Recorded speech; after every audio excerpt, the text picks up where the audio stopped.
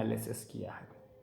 प्रधानमंत्री मोदी प्रधानमंत्री हैं, मगर कोई भी प्रधानमंत्री वो इसलिए होता है क्योंकि उसकी पार्टी जीत रही होती है, उसकी पार्टी को भारी जन समर्थन प्राप्त होता है और वो जो जन समर्थन है वो देश के अलग अलग हिस्सों से होता है। प्रधानमंत्री मोदी भी इसी प्रकार से जन आकांक्षाओं के चलते प्रधानमंत्री बने। उनकी जो इमेज बनाई गई, उनकी जो एक कर्मठ नेता की छवि दिखाई गई, जो प्रो इंडियन, एक आम आदमी को सशक्त करने वाली, मजबूत करने वाली, उसके लिए काम करने वाली, देश को विश्व गुरु बनाने वाली, चीज़ों को एफिशिएंटली इम्प्लीमेंट करने वाली, धकियानुसी सिस्टमों को ठोकर मार के गिरा देने वाली, कुछ इस प्रकार की छवि प्रधानमंत्री मोदी की बनाई गई पिछले 7 से 8 सालों में उनके कार्यकाल के दौरान। और इसी वजह से देश के लोगों ने, चाहे कितने भी दुख आए, देश के लोगों ने प्रधानमंत्री मोदी का भरोसा वो कभी नहीं तोड़ा। वो लगातार उन पर भरोसा करते रहे, छोटे चुनाव, बड़े चुनाव, लोकसभा चुनाव, और कई मुश्किलें आने के बावजूद प्रधानमंत्री लगातार पॉपुलर बने रहे। उनकी पार्टी भी यदि कहीं थोड़ा बहुत डेंट खाती थी तो प्रधानमंत्री का एक वक्तव्य, एक रैली, एक अपील वो बदलाव लाने में सक्षम रही। लेकिन इस बार जो कोविड में हुआ है वो थोड़ा सा चिंता की लकीरें आ रही हैं उनकी पार्टी के प्रधानमंत्री के माथे पर, और उनकी जो मातृ संस्था है राष्ट्रीय स्वयंसेवक संघ, उस पर बहुत ज़्यादा चिंता की लकीरें मुझे लगता है आ रही हैं। जो कोविड पिछले साल लहर आई थी, उस लहर में आपको याद हो कि किस प्रकार के वक्तव्य दिए गए सरकार द्वारा, सत्तारूढ़ पार्टी द्वारा, उसके सदस्यों द्वारा, किस प्रकार के कदम उठाए गए। आपको याद हो कि लॉकडाउन इतना सीरियस लगा दिया गया, पहले जनता कर्फ्यू लगाया गया, फिर सीधे लॉकडाउन लगा दिया गया, और उसमें बहुत ज़्यादा इकोनॉमिक नुकसान हुआ, जानों का नुकसान हुआ, इंसान तड़प के रह गया। लेकिन इसे एक बहुत कठोर कदम बताया गया कि ये इन्फेक्शन को फैलने नहीं देगा और सरकारों को तैयारी का वक्त देगा। सौभाग्य की बात रही कि उस समय भारत में ये इन्फेक्शन ज़्यादा देखने को भी नहीं मिला, और जो था वो स्ट्रेन भी शायद उतना ज़्यादा ताकतवर नहीं था जो जानी नुकसान ज़्यादा कर सका। तो शायद इस वजह से देश को एक मौका मिला सेलिब्रेट करने का और प्रधानमंत्री की बातों पर अधिक यकीन करने का। आपको याद हो कि किस प्रकार से ताली थाली प्रोग्राम रखा गया था, भरपूर उसे सेलिब्रेट किया गया था। सभी सेलिब्रिटीज़ अपने वीडियोस बना बना कर और अपने सोशल मीडिया अकाउंट्स पे बता रहे थे कि उन्होंने किस प्रकार से प्रधानमंत्री मोदी की इस ताली थाली बजाओ मुहिम में हिस्सा लिया है। ऑफिशियल रूप से तो मोदी जी ये कह रहे थे कि वो जो ताली थाली बजाने का प्रोग्राम था वो कोविड वॉरियर्स के लिए, वो डॉक्टर्स के लिए, नर्सेस के लिए, स्वास्थ्य सुविधाएं जो प्रदान कर रहे हैं उनके लिए एक धन्यवाद का टोकन था। लेकिन अनऑफिशियली इसे कहीं ना कहीं एक साइंस से लिंक कर दिया गया था, चाहे वो तमिलनाडु के जो भाजपा अध्यक्ष हों, चाहे प्रो बीजेपी सेलिब्रिटीज़ हों जैसे रजनीकांत हों या अमिताभ बच्चन हों या सोनू निगम हों, इन सभी ने इस बात को इस प्रकार से व्हाट्सएप यूनिवर्सिटी पर फैलाया जिससे ये बताने की कोशिश की गई कि जो ध्वनि तरंगें हैं वो निकलेंगी, वो इस वायरस को डिस्ट्रॉय कर देंगी, और जो तिथि है, जो समय है, उसका भी बड़ा न्यूमरोलॉजी के हिसाब से बड़ा महत्व है, आदि आदि। बीच में तमाम तरह के बयानात आते रहे अलग अलग भारतीय जनता पार्टी के नेताओं के। कोई कहता था कि गोमूत्र पीने से भागेगा, कोई कहता था गोबर का लेप करने से भागेगा, कोई कहता था मिट्टी लगाने से भागेगा, कोई कहता था कि इम्यूनिटी वाला पापड़ खाने से इससे लड़ा जा सकता है।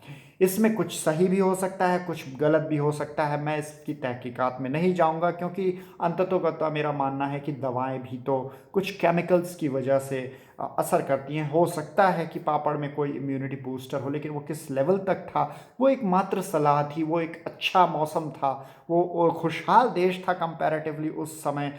चिंता की लकीरें माथे पर इंसान के उतनी ज़्यादा नहीं थीं, सामने आँख के मौतें नहीं हो रही थीं। तो वो मौसम ही आज देखें 2021 मई में बैठे हुए, तो वो एंटायरली डिफरेंट मौसम था। लेकिन इसके साथ में जो प्रिपरेशन किए जानी थी, जो दुनिया के घटनाक्रम पे नज़र रखनी थी, फॉर एग्जांपल यूनाइटेड किंगडम में एक डेडली स्ट्रेन यूके स्ट्रेन के नाम से आइडेंटिफाई हुआ और वहाँ पर काफ़ी मौतें हो रही, फर्टेलिटी रेट काफ़ी ज़्यादा हो गई थी। और आपको याद हो कि उस समय प्रधानमंत्री ने यूनाइटेड किंगडम से फ़्लाइट चालू कर दी थी, जबकि कुछ जो विपक्ष के नेताओं ने, जिनमें अरविंद केजरीवाल दिल्ली के मुख्यमंत्री शामिल थे, उन्होंने कहा था कि फ़्लाइट्स नहीं चालू करनी चाहिए, इससे जो स्ट्रेन है वो भारत आ जाएगा। लेकिन प्रधानमंत्री को इस बात की सुध नहीं थी और ये उन्होंने चालू किया, और उसके चलते बताया जाता है कि ये जो स्ट्रेन है वो महाराष्ट्र पहुंच गया। इसी प्रकार से जो तैयारी किए जानी थी ऑक्सीजन बेड्स की, उसको पूरी तरह से इग्नोर किया भारतीय जनता पार्टी की नरेंद्र मोदी सरकार ने। जो ऑक्सीजन की सप्लाई है वो पूरी नरेंद्र मोदी के हाथ में थी। वो जिसे चाहते, जैसे चाहते, जितना चाहते वो ऑक्सीजन सप्लाई कर सकते थे। जो राज्य सरकारें हैं उनके हाथ में ऑक्सीजन सप्लाई की कोई जिम्मेदारी नहीं बची रह गई। इसी प्रकार से अन्य जो ज़रूरी सामान थे स्वास्थ्य सेवाओं के लिए, चाहे वो दवाओं का वितरण हो, चाहे वो टीके का वितरण हो, चाहे वो पीपीई किट्स का वितरण हो, चाहे अन्य कोई इस प्रकार की चीज़ें हों, ये सारा कंट्रोल नरेंद्र मोदी के हाथ में रहा। स्वास्थ्य आपदा आ गई, लेकिन जो दवाओं और जो एक ज़रूरी इक्विपमेंट्स थे उनके ऊपर जीएसटी नहीं घटाई गई, भारी जीएसटी उन पर चार्ज की जाती रही। कोई इस प्रकार का सख्त कदम नहीं लिया गया कालाबाजारी के विरुद्ध। कोई अलग से बेड्स टाइम बाउंड मैनर में पिछले साल से बढ़ाने की चेष्टा नहीं की गई केंद्र सरकार द्वारा या राज्य सरकार को मदद देते हुए। व्यापारियों के लिए बड़ा 20 लाख करोड़ रुपए का पैकेज जरूर घोषित किया गया, क्योंकि ये घोषित करना ज़रूरी था। कोविड के बहाने भारत सरकार ने एड ली थी, लोन लिया था। बड़ी वैश्विक जो आर्थिक संस्थाएं हैं, चाहे वो IMF हो, वर्ल्ड बैंक हो या फिर एशियन डेवलपमेंट बैंक हो, लेकिन इस लोन को दिखाया गया कि हमने देश को मदद दी, लेकिन किसी के पास, न सरकारों के पास राज्यों में और न आम आदमी के पास कुछ इस तरह का बड़ा अमाउंट पहुंचता हुआ दिखा। ये पैसा कहाँ गबन हो गया, कहाँ हवा हो गया, देश के लिए अभी भी एक मैं कहूँगा मिस्ट्री है। और जो ऑक्सीजन के PSA प्लांट्स लगाने की बात हुई थी, उसमें 163 PSA प्लांट्स लगाने की बात हुई थी। हालांकि ये बहुत ही छोटा सा अमाउंट है, जितनी ऑक्सीजन की ज़रूरत पड़ रही है उस हिसाब से, लेकिन इसमें भी भारी भ्रष्टाचार हुआ और 163 में से जो PSA प्लांट लगने थे राज्यों में, वो नहीं लगे। 1 साल का वक्त गुजर गया, लेकिन नरेंद्र मोदी सरकार ने इस पर कोई भी कार्य नहीं किया, कोई भी प्रगति नहीं हुई। भीड़ भरे माहौल में चीज़ें चलती रहीं, चाहे वो होली मनाना हो, चाहे वो दीपावली मनाना हो, चाहे वो इलेक्शंस की रैलीज हों, और यहाँ तक कि जब आहट दे रहा था, मुहाने पर था कोविड की दूसरी लहर, सभी देख रहे थे कितनी डेडली है, तब भी जो पोल बाउंड स्टेट्स थे वहाँ पर चुनावी रैलियाँ बेशर्मी से आयोजित की जाती रहीं। इलेक्शन कैंपेन ने अपने इलेक्शन शेड्यूल को इस प्रकार से स्ट्रेच्ड रखा कि जो आम आदमी है वो ड्रेन आउट हो गया। इसके चलते पूरा सिस्टम जो ऑलरेडी चरमरा चुका था वो ड्रेन आउट हो गया। उत्तर प्रदेश में खबर आती है कि 700 से अधिक टीचर्स को मृत्यु को गले लगाना पड़ गया कोविड की वजह से, क्योंकि उन्हें पंचायत इलेक्शंस में ड्यूटी दी गई थी। वो निभा ना सके, वो ज़िंदगी से लड़ ना सके, जो संक्रमण फैला उससे उनकी मृत्यु हो गई। तो इतने क्रूरतापूर्वक, इतने मूर्खतापूर्वक जो निर्णय लिए गए, ये सरकार की तरफ से आए, ये भारतीय जनता पार्टी की तरफ से आए। यदि आप देखें तो भारतीय जनता पार्टी के जो मुख्यमंत्री हैं उत्तराखंड के, उन्होंने खुद कहा कि गंगा मैया अपना आशीर्वाद देंगी और कोई कोरोना नहीं होने देंगी, जो कुंभ चल रहा है उसे शान से होने दीजिए। और कुंभ में एक बड़ी आबादी ने, तकरीबन मेरे ख्याल से 43 लाख लोगों ने डुबकी ली। ऐसे कठिन समय में जो हेल्थ मिनिस्टर हैं, मुख्यमंत्री मध्य प्रदेश के नरोत्तम मिश्रा, उन्हें कैमरे पे देखा जा सकता है कहते हुए कि मैं मास्क नहीं लगाता। ये क्या संदेश गया देश के लोगों में, जब मुख्यमंत्री और स्वास्थ्य मंत्री इस तरह की बातें करते पाए गए।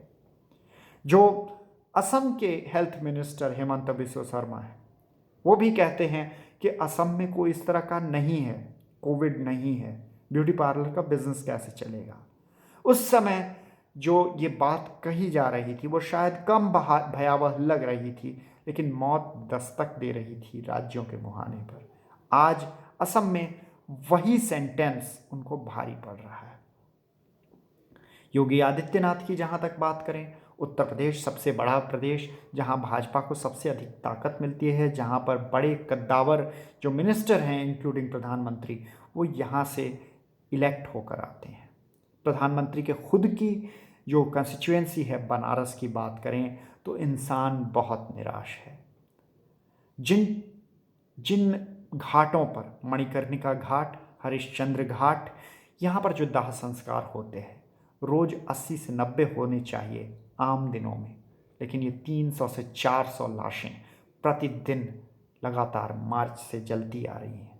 आंकड़े छुपाए जा रहे हैं। भाजपा समर्थक भी इस बात को मानने को तैयार नहीं है इस वक्त उत्तर प्रदेश में कि जो सरकार जिस भी आंकड़े को प्रदर्शित कर रही है उसमें ज़रा सा भी तथ्य है। हमारे हर जानने वाले कहीं ना कहीं किसी न किसी सर्कल में कोई कोविड से संक्रमित होने की, पीड़ित होने की, बेपनाह पैसा खर्च करके इलाज ढूंढने की, इलाज के लिए मारे फिरने की और अनेकों के जीवन खो देने की खबरें आ रही हैं। और ये जो तांता लग गया है, ये जो गम का तांता लग गया है, ये इंसान को सोचने पे मजबूर कर गया है कि क्या नरेंद्र मोदी की सरकार वाकई में वैसी है जैसी छवि उनकी प्रोजेक्ट की गई थी। इस वजह से जनता में भारी आक्रोश है।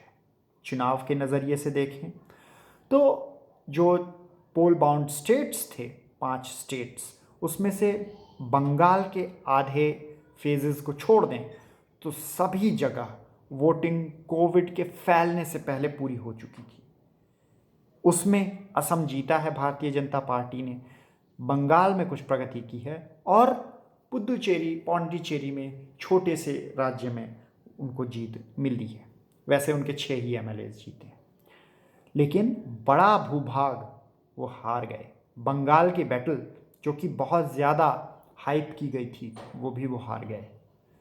उत्तर प्रदेश जो कि उनकी मुट्ठी में रहा है ये राज्य सालों से, कोने कोने पे, चप्पे चप्पे पे उनका दबदबा रहा है, वहाँ पर आज पंचायती चुनावों में समाजवादी पार्टी भारतीय जनता पार्टी के लगभग सीटें जीत जाती है और उसके अलावा भी विपक्ष काफ़ी बेहतर परफॉर्म करता है, जिससे लगता है कि ज़मीन हिल चुकी है, जो कोर ज़मीन है वो हिल चुकी है।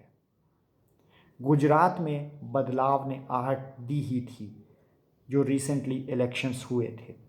सूरत की हालात ये हो चुके हैं कि जो भारतीय जनता पार्टी के कार्यकर्ता हैं वो भी इतना दुखी हो गए हैं कि वो आम आदमी पार्टी के लोगों को कॉल करके बुला रहे हैं मदद के लिए।